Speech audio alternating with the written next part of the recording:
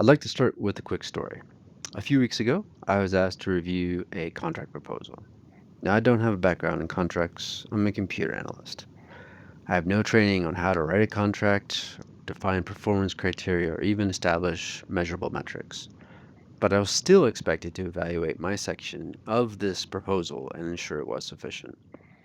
When I reviewed my section, I quickly realized AI had likely been used to draft this contract proposal. So I tried something different. I asked AI what it thought. It came back with a full evaluation. It highlighted strengths and weaknesses, identified missing elements such as unclear roles, incomplete requirements. It even flagged gaps in critical areas and rated my section 7 out of 10. From there, I shifted my approach. I asked it to revise my section and add additional requirements that I believed was missing. I repeated this refining and reevaluation process several times. I then took it one step further. I used what's called adversarial AI, which is having multiple AIs review and critique something. Essentially, I had them challenge each other's work. This resulted in a significantly more complete and well-structured contract proposal. What may have taken a contract expert days or even weeks, I was able to accomplish in a few hours despite having no prior experience. What I learned that day was how you interact with AI matters. In 1999, a manager might have asked, "Why did you mail this instead of faxing it?" Yeah, a few years later, the question became, "Why didn't you just email it?" The focus of the questions are about adopting faster technology, but the task was essentially the same. We're facing a similar transition point today. Leaders are starting to ask, "Why are you still doing that yourself?" Or, "Why aren't you using AI?" Some organizations are even starting to have one-on-ones with their employees whose AI usage is below average. In the very same way, a manager might have asked, "Why are you still mailing something?" While token usage may illustrate that we're using AI as a tool, I feel it doesn't speak to a larger change that needs to occur. Simply put, if our expectation is to use AI to rewrite emails of similar tasks, we're only using about 5 or 10% of its capability. But this is the smallest slice of value AI has to offer. It's like owning Excel and only using it as a calculator. Many organizations believe that they are progressing because they've adopted AI as a tool. But technology adoption is not transformation.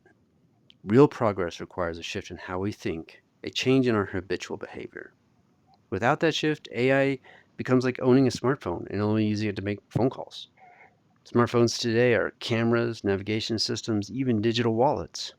And yet, their value isn't defined by what they can do, it's defined by how we choose to use them. There was a time when knowing how to use a search engine was a meaningful career advantage. Today, we're seeing a similar shift, but at a much larger scale. In the early 2000s, individuals who knew how to use Google effectively consistently made better decisions and delivered stronger outcomes. The difference wasn't raw intelligence, it was how they applied it. They didn't need to know everything. They needed to know how to find and apply the right information faster than others. This defined advantage in the information age. The shift from the information age to the intelligence age has been subtle. We've entered a new phase in which the advantage is no longer just finding information, it's directing intelligence itself. The competitive edge has moved from accessing knowledge to orchestrating intelligence. Organizations are falling behind not because they lack technology, but because they lack intellectual agility, decision velocity, and cultural permission to challenge norms. Einstein is often used as a symbol of individual genius, but his true advantage was leverage. He didn't operate in isolation. His breakthroughs were built on prior theories and ongoing intellectual exchange. His success was not a simple function of individual brilliance, but the ability to absorb, synthesize, and build on the work of others. This reflects a long-standing leadership principle. You don't need to be the smartest person in the room, you need to be the one that can best use the room. This strategy of managing people is based primarily on two variables: delegation and leveraging expertise.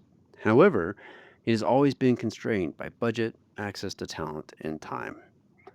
AI fundamentally challenges and changes this strategy. You no longer need a room full of experts to get results. With AI, you can generate ideas, drafts, analysis, and solutions almost instantaneously. The shift is subtle but significant. We're moving from managing people to directing intelligence, from delegation to prompting, refining, and synthesizing solutions. This is not about replacing humans with AI. It's about redefining a partnership, moving from a tool usage mindset to cognitive collaboration. The future belongs to a team that can run 50 solution iterations while their adversaries are still trying to schedule a meeting. AI is compressing time across every domain: technical, operational, and cultural. The key differentiators are shifting from technology adoption to mindset transformation, tool deployment to behavioral change. The constraint is no longer capability or even access to technology, it's mindset and environment. If you study high performing executives, especially in organizations like Apple, Microsoft, you'll notice a consistent pattern. They don't just ask more questions, they don't just move faster, they connect more. They pursue synthesis, the ability to take disparate ideas, perspectives, and data and combine them into something new, meaningful, and actionable. This pursuit starts with a fundamental shift in mindset. They break the human default of "I know." I know feels like confidence, but in practice, it limits perspective. It locks in assumptions, filters out new ideas, it stops exploration way too early. And in an environment where intelligence is abundant, the fastest way to fall behind is to believe you already know something. The real question is not how we'll adopt AI, it's whether we're preparing ourselves to think differently because of it. The greatest opportunity AI creates is not automation, it's the ability to accelerate. AI is not a software upgrade. It's a change in how thinking, problem solving, and decision making can occur. Most people use AI to assist with work they already know how to perform. Those are useful applications, but they only represent a fraction of AI's value. There's significant advantage in using AI to explore beyond the boundaries of your expertise. Traditionally, acquiring new skills required resources that are often in short supply: time, money, education. Today, AI can serve as an always available resource, helping us explore unfamiliar topics and bridge knowledge gaps. If you're an engineer, explore marketing strategy. If you're a teacher, explore business planning. If you're in operations, explore cybersecurity. Getting better results begins with changing how we interact with AI. Consider a basic behavioral shift from commanding to collaborating. Instead of telling AI, do this, ask AI, what do you recommend? What am I missing? Growth rarely comes from consensus, it comes from challenge. One of the most powerful capabilities of AI is its ability to challenge our ideas, assumptions, and conclusions. Instead of asking AI for an answer, use it to test, challenge, and refine an idea. Have it critique your conclusions, identify blind spots, play the role of a skeptic, present different viewpoints. AI can be incredibly helpful. It can also be wrong. The goal is not to outsource thinking, it should be to strengthen reasoning. Think of AI as augmentation, not a substitution. Break dependence on prior expertise, develop intellectual agility. AI can become a cognitive partner, not just a tool. The defining skill of the intelligence age may not be prompting. It may be the ability to continuously learn, adapt, and improve by leveraging intelligence in all its forms. AI is not ready to replace leaders or managers, but the role of leadership is changing. We're moving from managing people to directing intelligence, from tools to cognitive coworkers. This marks the start of a coevolution, a dynamic where we and AI can continuously adapt, refine, and improve each other through interaction. Historically, technology has been passive. We use tools, they improved efficiency, but they didn't fundamentally change how we think.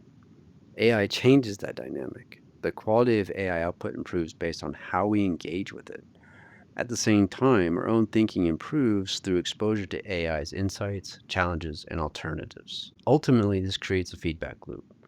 Stronger mental models leads to more effective AI use. More effective AI use produces stronger outputs.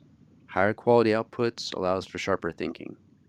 Our success requires moving beyond mere technology adoption to cognitive collaboration, developing intellectual agility, breaking that default "I know" mindset. The advantage will go to those who learn to think differently because of AI, not those who simply adopt it. Let me close with a story that's a little less talked about, but highly relevant. At one point, Nokia controlled over 40% of the global phone market. They were the undisputed leader. They had the best-in-class hardware, global scale, market dominance. They saw smartphones emerging, but Nokia continued to focus on hardware while the market shifted to software. They kept optimizing what had made them successful while the very definition of success was changing underneath them. By the time they adjusted, they weren't leading anymore. They weren't even competing, and they were never able to catch up in this arena. What makes this story important is Nokia didn't fail because they didn't see the change. They failed because they misunderstood what the change meant. That's the risk that we're facing. It's not that we don't see AI, it's not that we're not using it. The risk is believing that we don't have to change to remain relevant. My concern isn't that we're adopting AI. We are. I'm afraid that we are not changing how we think fast enough.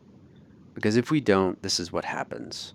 We'll use AI to go faster, but we'll keep moving in the same direction, guided by the assumptions that made us successful in the past. And by the time we recognize the gap, it won't be a gap anymore. It'll be a canyon. Nokia didn't lose dominance because they didn't see the future. They lost because they didn't understand what it required of them. Thank you for your time, and I appreciate the opportunity to share this perspective.